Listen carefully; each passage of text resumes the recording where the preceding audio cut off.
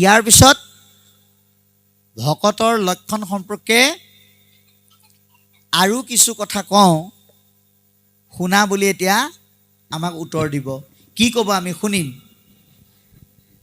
কৃষ্ণ।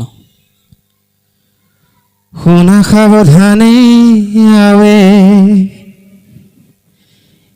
ইক্ষাক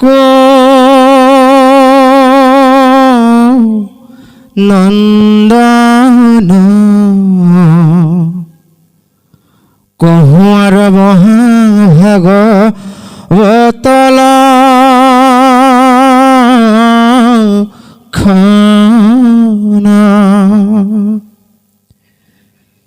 কৃষ্ণকে সে চিন্তি যিটো নবাঞ্চে বিষয়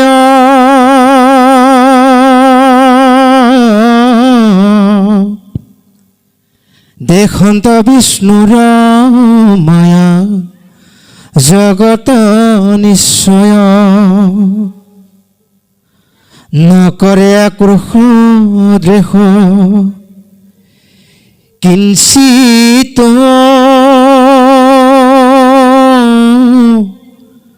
মনত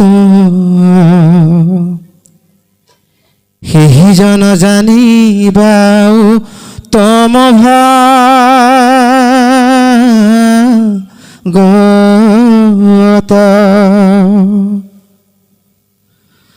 জনন মৰণ সোধা তৃষ্ণা ভয় মৰ্ম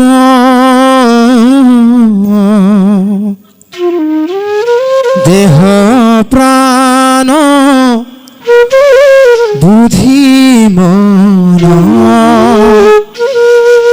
ইন্দ্ৰিয়ৰ ধৰ্ম ইষব সংসাৰ ধৰ্ম জানয় তত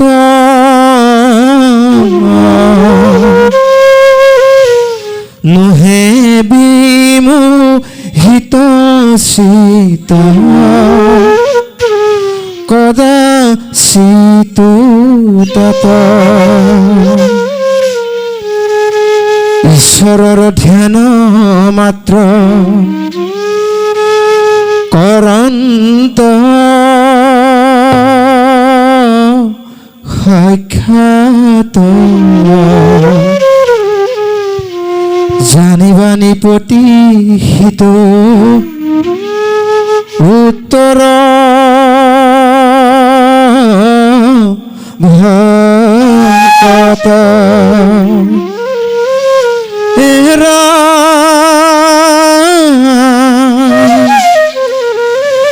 একে মাধৱতে মাত্ৰ কৰিলে আশ্ৰয়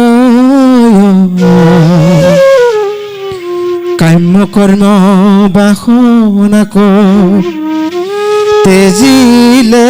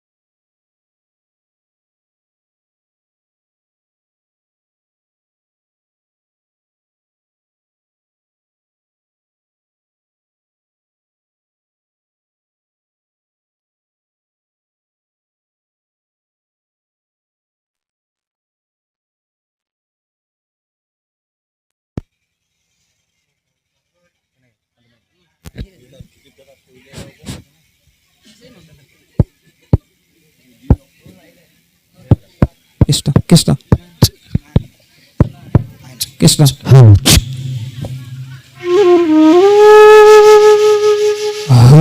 চৰণে মনে নচাৱে সতত সিজন জানিবাও তম গত সন্তৰ সংগত সদা হৰিক সেৱ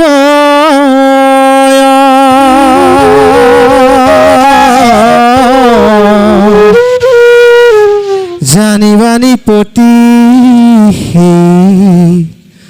জনমহা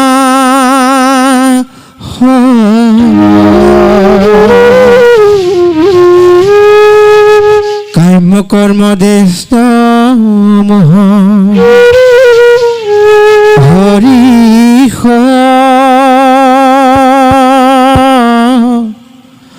ৰহিত ভূয়া ফুৰে নিতান্তে কৃষ্ণ তদিয়া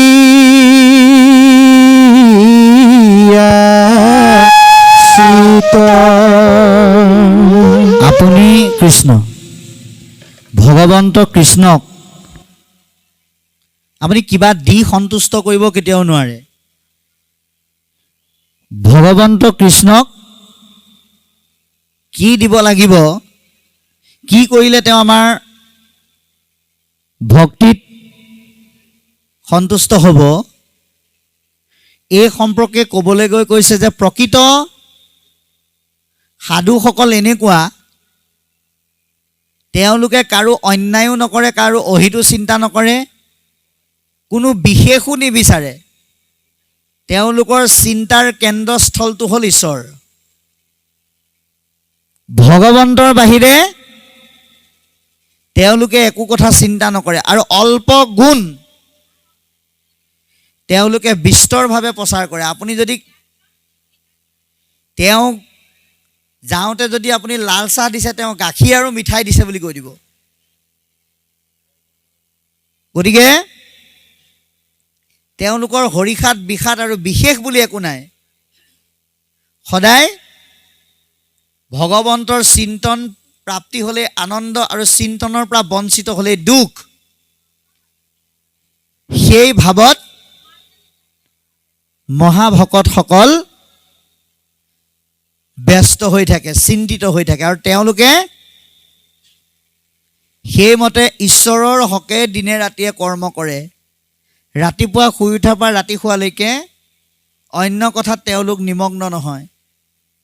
বিষয় বাসনাৰ প্ৰতি তেওঁলোকৰ কোনো ইচ্ছা নাথাকে, বৈৰাগ্য হৈ যায় সেইবিলাকৰ পৰা।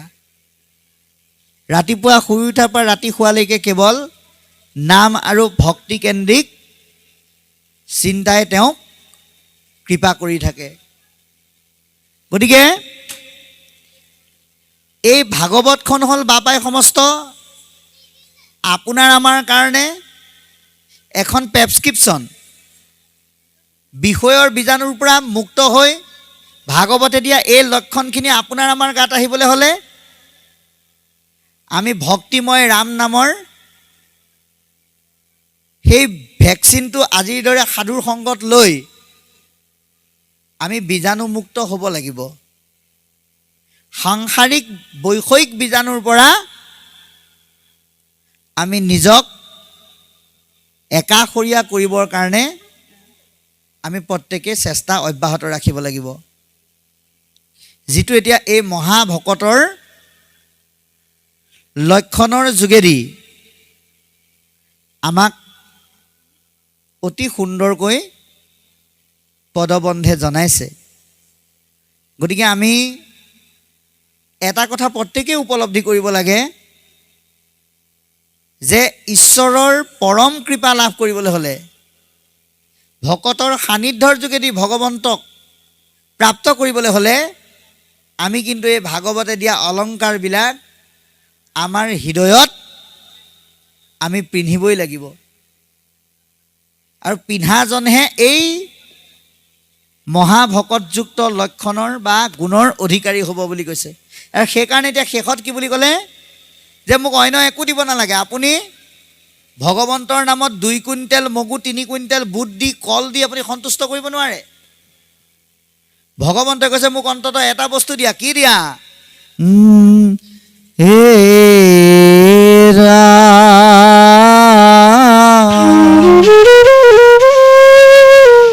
কিন্তু নাথাকিবা গহিলো প্ৰকতি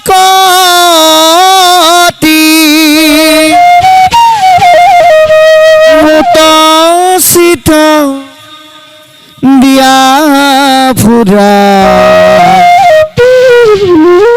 পৃথিৱী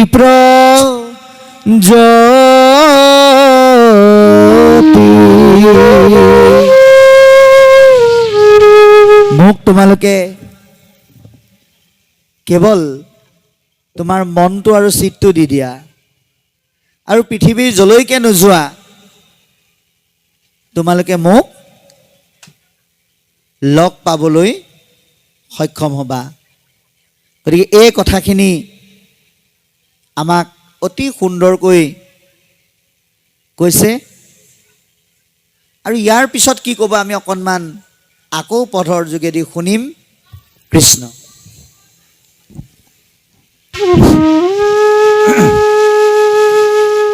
ৰাম হৰি কথাতে যি আয়া নতনে দে মন কৈলো ভকতৰ ৰাজা যেন প্ৰবতয় কুলকৰ্ম বৰ্ণাশ্ৰম আদি ধৰ্ম যত উত্তম বুলিয়া গৰ্ব নোপজে দেহত অভিমান শূন্য হুয়া হৰিক ভজয় হৰিৰ পৰম প্ৰিয় সেই জন হয়। এৰাম কহিলো নিৰপতি যেন ভক্তৰ লক্ষণ তাখম্বাৰ স্বভাৱ নিউয়ে শিক্ষণ। কৃষ্ণ এতিয়ালৈকে আমাক চৰিত্ৰবিলাকৰ বিষয়েহে কৈছে, স্বভাৱৰ বিষয়ে ক'ব, কিন্তু তাৰ আগত এটা বৰ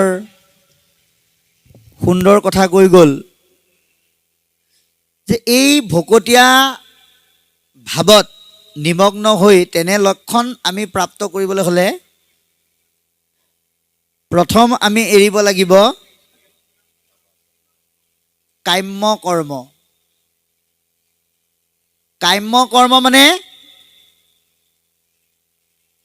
উদ্দেশ্য নিহিত হৈ থকা নিবেদন যিজনে কৰে সেয়াকে কাম্য কৰ্ম বুলি কৈছে। যেনে 3য় স্কন্ধত কৈছে বিষয়ত কৰি আশা যশ বা ঐশ্বৰ্য চাৱে প্ৰতিমাত মোহক পূজয় এহিমতে ভক্তি মোক কৰিলে ৰাজস বুলি খোজোৱাগে কৰিলো নিৰ্ণয়। বিষয়ৰ আশাত বদ্ধ হৈ নিজৰ স্বাৰ্থৰ কাৰণে ভগৱন্তক যদি পূজা সেৱা কৰে, তাৰ দ্বাৰা যদি সিদ্ধি লাভ হয়, সেইটোৱে হ'ল কাম্য কৰ্ম। গতিকে আমি কাম্য কৰ্ম পৰিহৰি কাম্য কৰ্মক বিসৰ্জন দি আমি ভগৱন্তক ভজি পেলাই আমি এটাই বিচাৰিব লাগে, কি? নামাগুহু সুখ ভোগ নালাগে মুকুতি, তোমাৰ চৰণে মাত্ৰ থাকুক ভকতি, তজু ভকতৰ সংগ নেৰো সৰ্বক্ষণ, এতেকে প্ৰাৰ্থনা কৰোঁ তোমাৰ ওচৰত। এই ভাৱনাটো আমাৰ যিজনৰ থাকিব সেইজনেই হৈছে প্ৰকৃত ভগৱন্তৰ ভকত বুলি কৈছে। আৰু এটা কথা ক'লে, কি বুলি ক'লে? যে অন্য কথা বাদ দি যিজনে একেৰাহে হৰি কথা শুনিছে সেইজনহে প্ৰকৃত ভকত। সেইকাৰণে আমি এই অনুষ্ঠানলৈ আহোঁতে লেঠা লৈ পেলাই আমি ইয়ালৈ আহিব নালাগে। চেণ্ডেলযোৰ যেনেকৈ দুৱাৰ মুখত থৈ আহিছোঁ, সাংসাৰিক লেঠাবিলাকো আমি ঘৰতে থৈ আহি পেলাই ইয়াত শুনিবহি লাগে, নহ'লে কিন্তু মন খেলি মেলি লাগিব। আৰু মন খেলি মেলি লগাৰ লগে লগে গণ্ডগোলটো তাতেই আহি যাব। এতিয়া আপুনি যেনিবা ৰাতিপুৱাই ওলালে, আইগৰাকীয়ে সুধিছে আজি কি আছে? বোলে আজি আমুক জেগাত নাম আছে, নামৰ লগতে ভাগৱত পাঠ ব্যাখ্যাও হ'ব।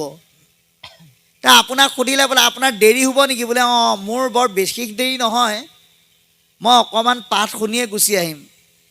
তুমি চিন্তা কৰিব নালাগে, ল'ৰাক স্কুলৰ পৰা ময়ে আনিম, বজাৰৰ পৰাও বস্তু ময়ে আনিম, আৰু তুমি যদি অফিচলৈ যোৱা তোমাকো ময়ে আনিম, চব কাম মই কৰিম, মই বেছি সময় নকৰোঁ বুলি আপুনি যেনিবা গুচি গ'ল।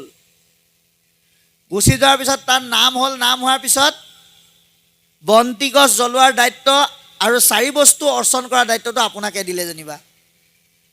আপুনি ধুনীয়াকৈ দায়িত্বটো লৈ পালন কৰিলে। পালন কৰাৰ পিছত তাত যেনিবা বন্তি গছ বিসৰ্জন দিব পৰা দ্বিতীয়জন ব্যক্তি নাই, সেইখিনি যোগ্যতা আপোনাৰহে আছে। এতিয়া পাঠটো ওলাই গ'ল লম্বাকে, 12টা বজাত আৰম্ভ হৈছে, 2টা বজাত ল'ৰা ছোৱালী স্কুলৰ পৰা আনিব লাগে, 4টা বজাত বজাৰলৈ যাব লাগে, তাৰ মাজতে আকৌ আইগৰাকীকো অফিচৰ পৰা আনি থ'ব লাগে। ইপিনে বন্তি গছ নুনুমুৱাকৈ আপুনি যাবও নোৱাৰা হ'ল। কাৰোবাক দায়িত্ব দিবৰ কাৰণে ফোনটো মাৰিছে, কোনেও ফোনো ৰিচিভ কৰা নাই। তেতিয়া আপোনাৰ মনত কি লাগিব? কেলে আহিছিলোঁ পাই, নহাহেঁতেনেই ভাল আছিলে। এই ভাৱটো যেতিয়া আহি গ'ল, আপুনি ইয়াত কি ক'লে সেয়া চব পাহৰিলে। তাৰপিছত যেন তেনে যেনিবা আপুনি নোযোৱাকৈ তাত সমস্যাটো সমাধান হ'ল। সন্ধিয়া যেতিয়া ঘৰ গৈ পালেগৈ, আইগৰাকীয়ে সুধিছে আপোনাৰ ইমান দেৰি কিয় হ'ল? বোলে এনেকৈ বন্তি গছ জ্বলাবলৈ দায়িত্ব দিলে, গতিকে এতিয়া নুমুৱা বা বিসৰ্জন দিয়া বেলেগ নাই কাৰণে ৰৈ দিলোঁ। আইগৰাকী বৰ ভাল আছিল, তেখেতে কৈছে ইমান সুন্দৰ কাম কৰিলে আপুনি, মই থাকোঁতে আপুনি এইবোৰ চিন্তা কৰিব নালাগে, ল'ৰাও মই আমুকৰ হতুৱাই অনোৱালোঁ, ময়ো নিজে গাড়ী এখন ভাড়া কৰি অফিচৰ পৰা আহিলোঁ, আৰু আমুকক পঠিয়াই মই বজাৰো কৰি থৈছোঁ। তেতিয়া বাপজনে কৈছে, তুমি যদি এইখিনি কৰিলা, মই সেইসোপা চিন্তা এনেই কৰিলোঁ। তেতিয়া আইগৰাকীয়ে সুধিছে, বাৰু সেইবিলাক চিন্তা বেলেগ কথা, আপুনি আজি ভাগৱতত কি শুনিলে? তেতিয়া তেওঁ কৈছে, ভাগৱতত ঠিকেই শুনিলোঁ, বৰ ধুনীয়াকৈ সুৰ দি পঢ়িছে। কি পঢ়িলে? বোলে ৰামৰ কথা পঢ়িলে। আপুনি কি বুজিলে? তেতিয়া তেওঁ উত্তৰ দিছে, বোলে ভাগৱতৰ মধ্যে সপ্তকাণ্ড ৰামায়ণ পঢ়ি শেষ কৰি দিলাম, তাৰপৰে আমি বুঝলাম বোলে কি, বোলে সীতাৰামেৰ মা। গতিকে আমাৰ তেনেকুৱা অৱস্থা হ'ব যদি আমি ইয়াত থাকি অন্য কথা পাতি থাকোঁ বা অন্য কথা আমি ভাবি থাকোঁ। কিন্তু সেই ভাৱটো যাতে আমাৰ নাহে, তাৰ কাৰণে আমি প্ৰত্যেকেই মনোনিৱেশ কৰিব লাগিব। এয়া হ'ল ভকতৰ লক্ষণ দেখুৱালে। এতিয়া আমাক মহাভকতৰ স্বভাৱবিলাক কেনেকুৱা হয় আমাক অতি সুন্দৰকৈ পদবন্ধে দাঙি ধৰিব। আৰু মই সকলো ভকত তথা পাঠকসকলৰ প্ৰতি এটা অনুৰোধ জনাইছোঁ, 4 বজাৰ পৰা 5 বজালৈ এঘণ্টা সময় আমি এই নিমিনৱসিদ্ধ সংবাদৰ ওপৰতেই নিজে অকণমান পৰ্যালোচনা কৰিম। পাঠৰ কাৰ্যসূচীটো এঘণ্টা আপোনালোকে বন্ধ ৰাখিব, কাৰণ আমি 5 বজাৰ লগে লগে যিহেতুকে বিদায় ল'ম, সেইকাৰণে 4 বজাৰ পৰা আমি এই আগত হৈ অহা পাঠৰ লগত সংগতি ৰাখি এঘণ্টা সময় আমি অকণমান একাধিকক্ৰমে আলোচনা আগবঢ়াই যাম, যদিহে আপোনালোকৰ কোনো আপত্তি নাথাকে। এই আশাৰে পুনৰ আকৌ আমি পাঠলৈ যাবলৈ সেৱা ধৰিছোঁ।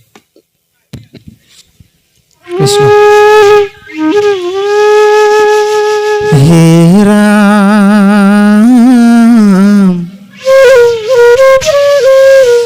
নকৰে আপোন পৰ বুদ্ধি ধন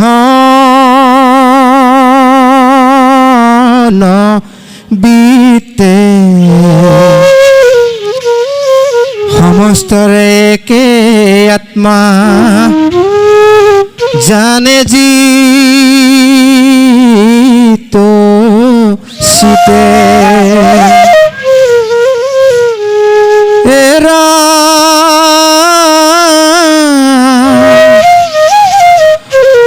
সকলো লোকত সম ভাৱনী ৰূপম চিৰিবাণী প্ৰতিহিত ভকত তম এক নিমিষ সাধু যদি এৰে হৰি পদ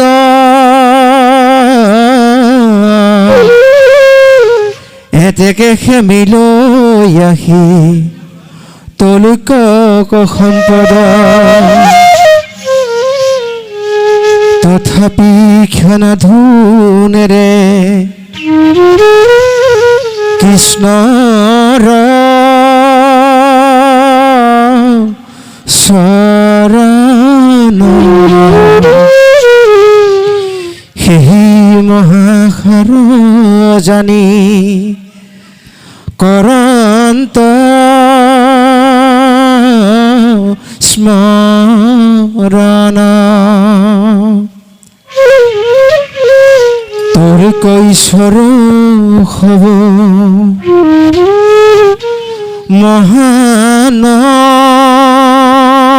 মহানম্ৰ ভাৱে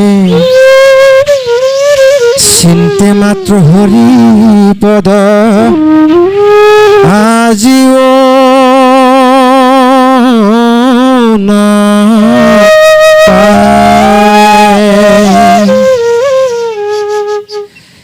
এতেকে জানি যে তুচ্ছ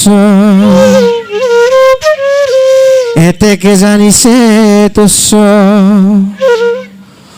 তলৈক সম্প্ৰতি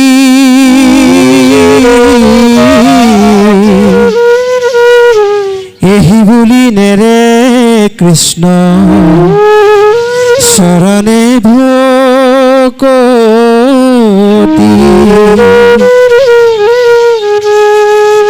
জানিবা হাঁহিটো অতি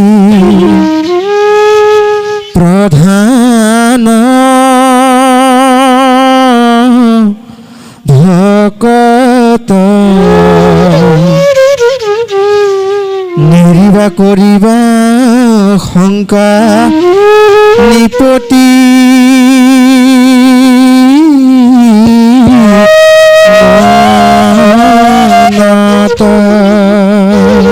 কৃষ্ণ এতিয়া ইমান সুন্দৰকৈ পাঠভাগ আগবাঢ়ি গৈছে, আমি অকণমান আলোচনা কৰিম, আকৌ পাঠলৈ যাম।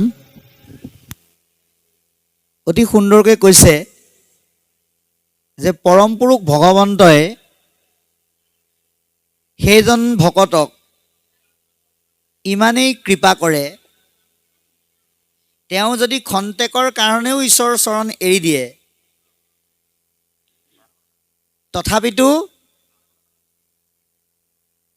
সেইজনে তৈলুকৰ সম্পদ লাভ কৰে। খন্তেক সময়ৰ কাৰণে যদিও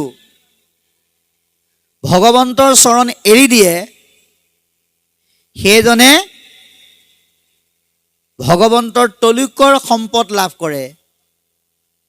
কিন্তু সপোনে দিঠকে কোনো সময়তে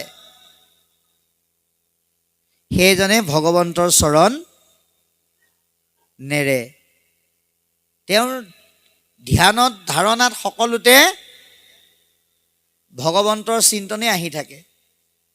তেওঁ উদাহৰণস্বৰূপে তেওঁৰ মিত্ৰ সুদামা আইগৰাকীয়ে কি কৈছিল? ব্ৰাহ্মণীয়ে বোলে বাণী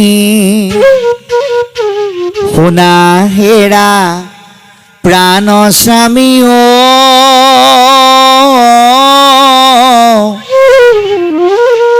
আমি অতি দৰিদ্ৰ ব্ৰাহ্মণ,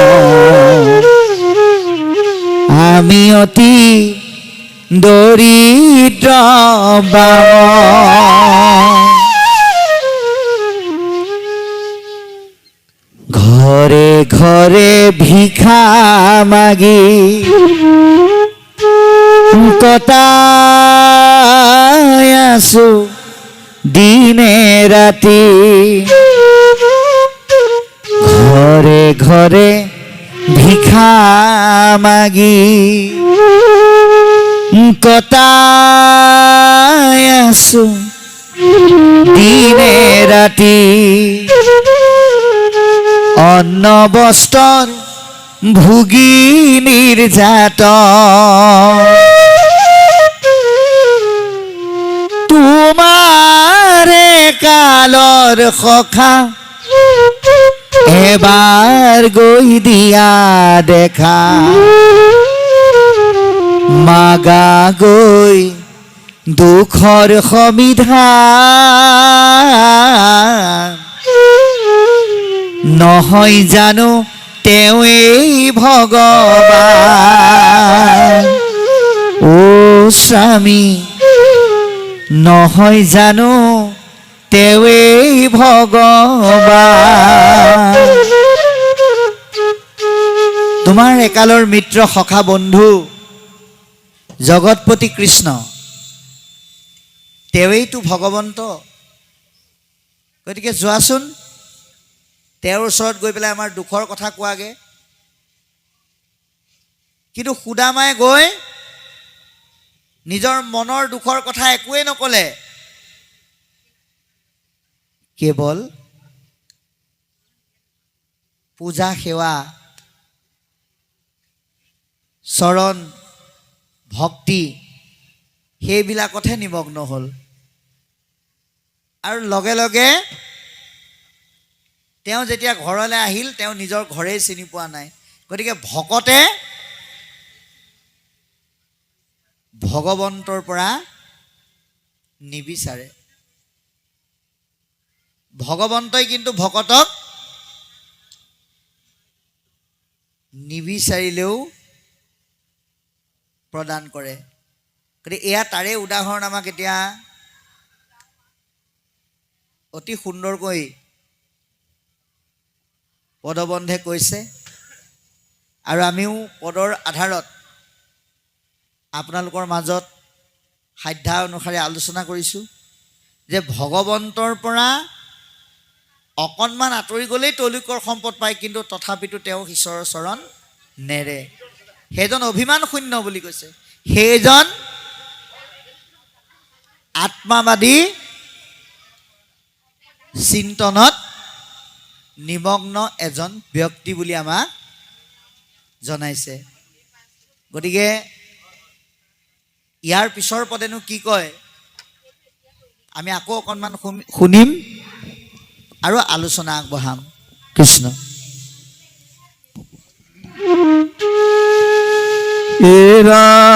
ৰাম যিটো হৰি পদবী চাৰে দে বগন জানিবা তথাপিতো নপাৱে দৰ্শন হেন কৃষ্ণ চৰণক নেৰেয় নুখন বৈষ্ণৱৰ অগ্ৰগণ্য জানিবা জন বিষয়ৰ সন্তাপ কামে চলাইবে কমন কিমত নেৰিবে সিটো কৃষ্ণৰ চৰণ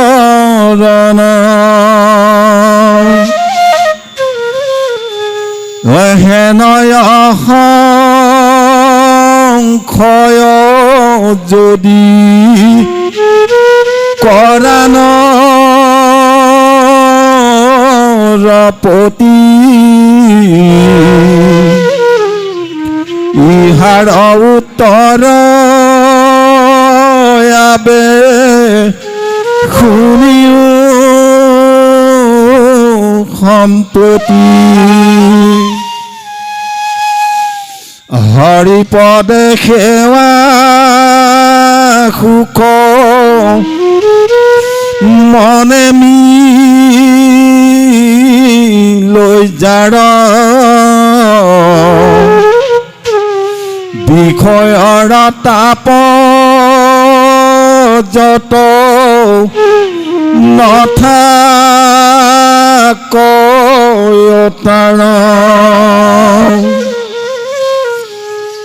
কৃষ্ণ পাদ পদ্মৰয় নূৰ নখ পান্তি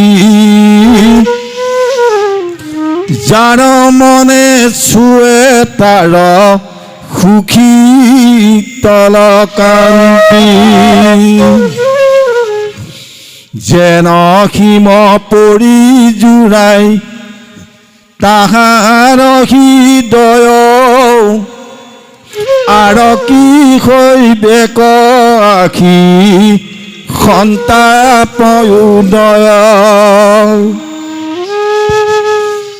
যেন চন্দ্ৰ উদয় শুই জৰগুছে তাপ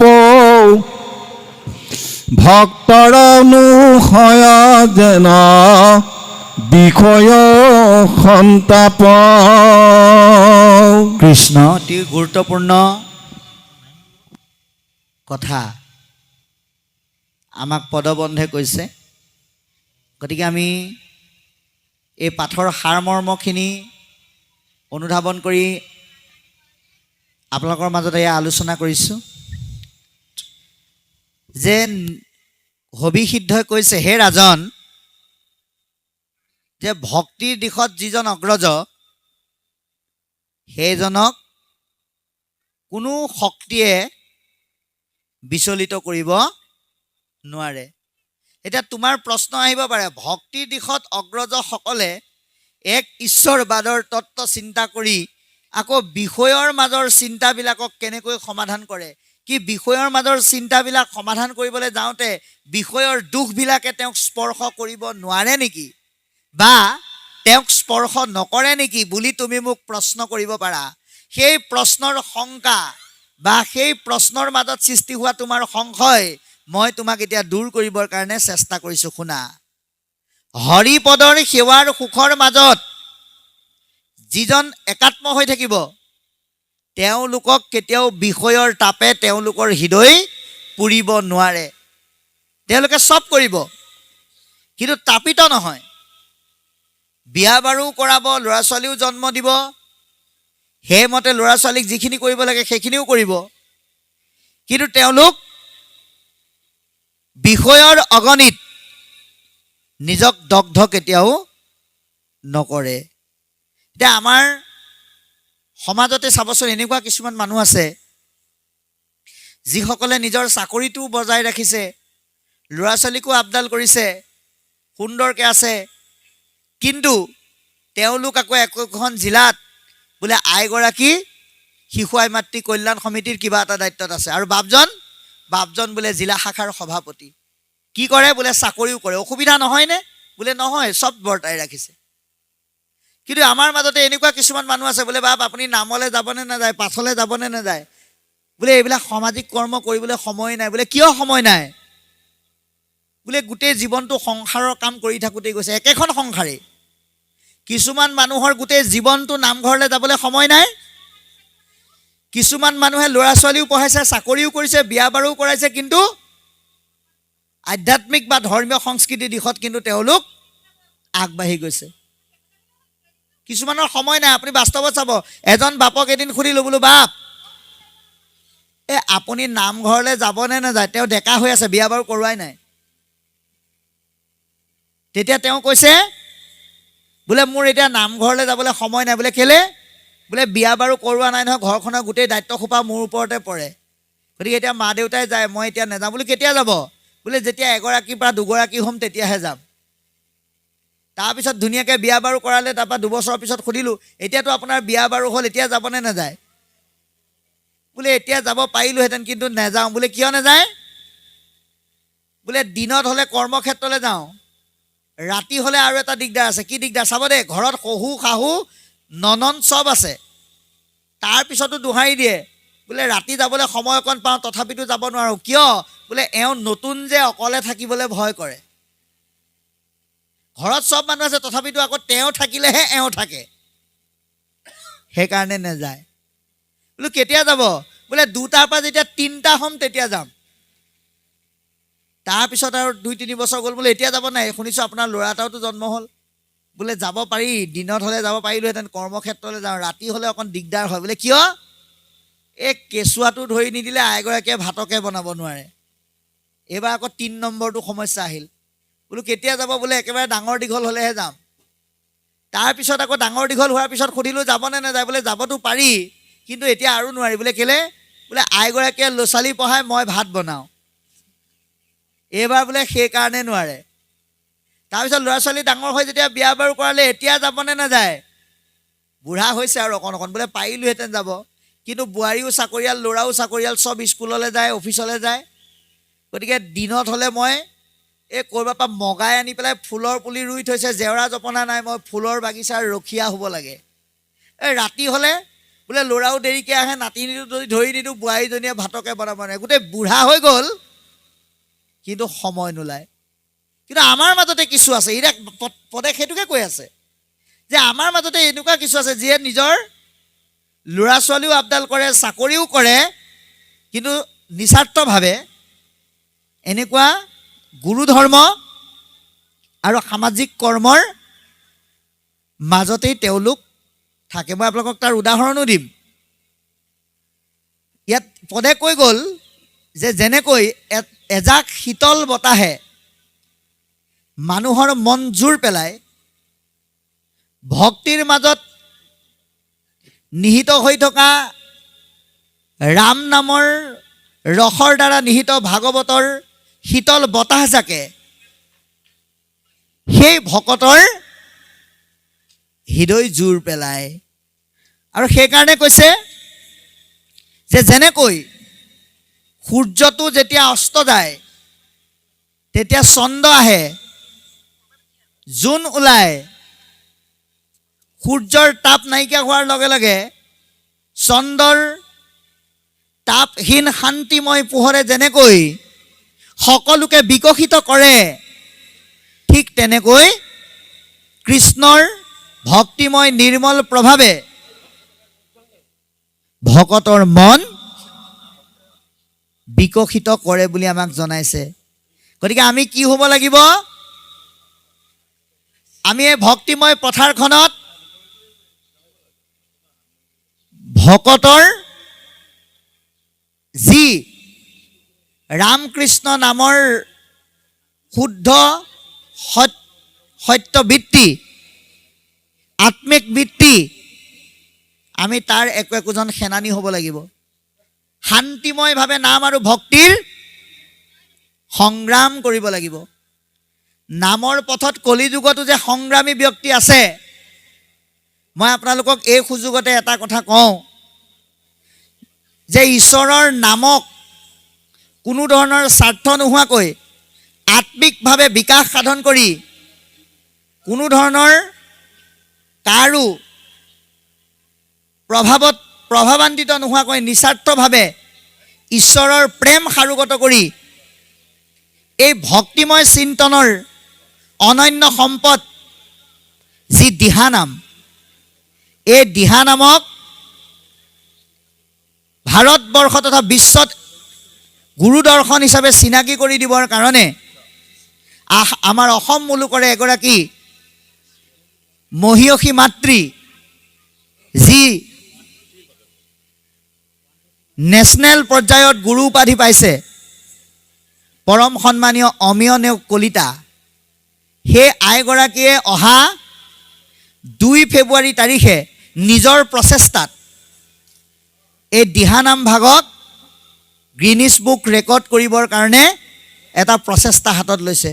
মহাপুৰুষ মাধৱদেৱৰ পদস্পৰ্শনেৰে ৰঞ্জিত এই নাৰায়ণপুৰৰ পবিত্ৰ ভূমিত থাকি ইয়াত উপস্থিত থকা আই মাতৃসকলৰ যোগেদি এই অনুষ্ঠানৰ দ্বাৰা আমি আপোনালোকক আহ্বান জনাওঁ যে সেই নিস্বাৰ্থ অগ্ৰণী মহিয়সী আইগৰাকীৰ সেই ভক্তিময় প্ৰচেষ্টাত হ'ব লগা সেই দিহানামত আপোনাসবেও অংশগ্ৰহণ কৰি গুৰুজনাৰ কৃষ্টি আৰু সংস্কৃতিত কিছু অৱদান আৰু বৰঙণি যোগাওক।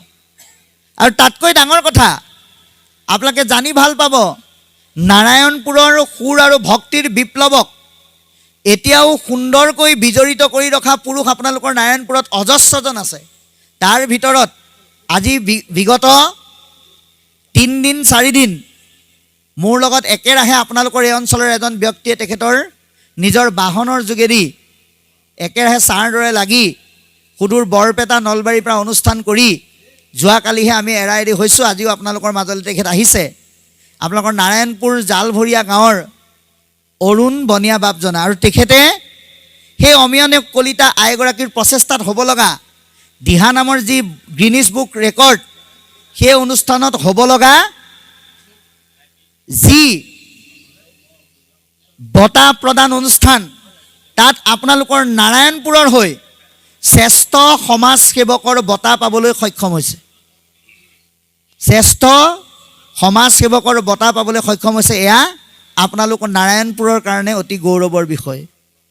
গতিকে এই আৱাহতে তেখেতকো আমি ধন্যবাদ আৰু কৃতজ্ঞতা জ্ঞাপন কৰিছোঁ। আইসকলকো অনুৰোধ জনাইছোঁ যে সেই দিহানামৰ কাৰ্যসূচীত আপোনাসবে যদি অংশগ্ৰহণ কৰিব বিচাৰে সেই বাপজনাৰ লগতে যোগাযোগ কৰিব। আপোনালোকৰ নাৰায়ণপুৰতে আছে।